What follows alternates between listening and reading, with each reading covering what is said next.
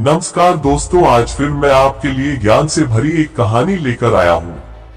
ये कहानी है गौतम बुद्ध और एक दुखी भिखारी के बीच की बुद्ध मॉरल स्टोरी, जिससे जीवन का बहुत अच्छा ज्ञान मिलता है। एक बार महात्मा बुद्ध एक गांव में अपने शिष्यों सहित घने पेड़ की छांव के नीचे बैठे थे। आसपास के गांवों से बहुत से लोग अपनी मानसिक समस्याएं लेकर महात्मा बुद्ध के पास आ रहे थे। महात्मा बुद्ध उन सब की मानसिक परेशानियों का समाधान देते। सब लोग खुशी खुशी अपनी समस्याओं का समाधान पाकर वहां से लौट रहे थे।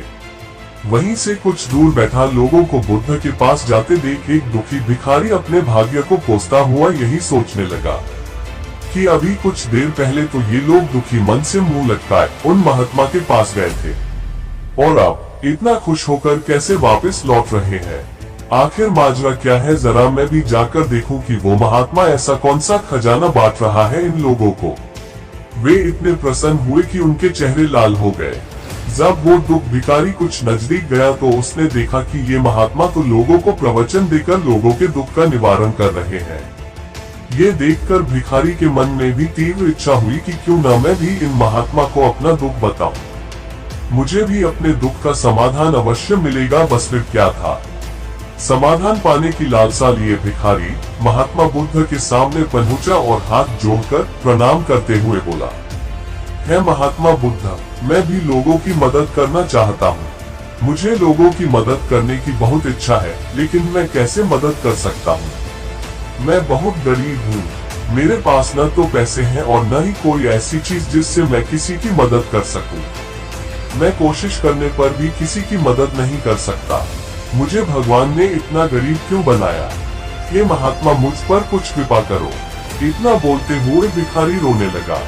महात्मा बुद्ध बोले, आप बहुत अज्ञानी हैं, क्योंकि आप अभी तक इस भ्रम में जी रहे हो कि तुम्हारे पास कुछ नहीं, जबकि दूसरों को कुछ देने के लिए तुम्हारे पास बहुत कुछ है। तुम बिना धन और वस्तु के भी दूसरों की मदद कर सकते हो।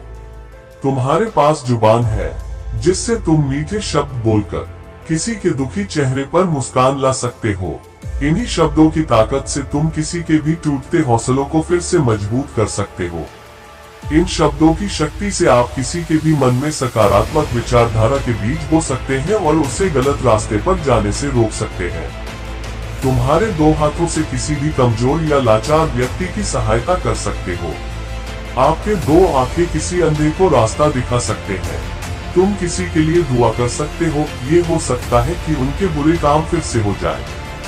आप किसी के अच्छे स्वास्थ्य की कामना कर सकते हैं, लेकिन अज्ञानतावश तुम अब तक इस बात को समझ नहीं पाए और इस भ्रम में अब तक जीते रहे कि तुम्हारे पास मदद करने के लिए कुछ नहीं। किसी की मदद करने के लिए धन और वस्तु का होना अनिवार्य नहीं है। बिना धन और वस्तु के भी हम कई प्रकार से लोगों की मदद कर सकते हैं।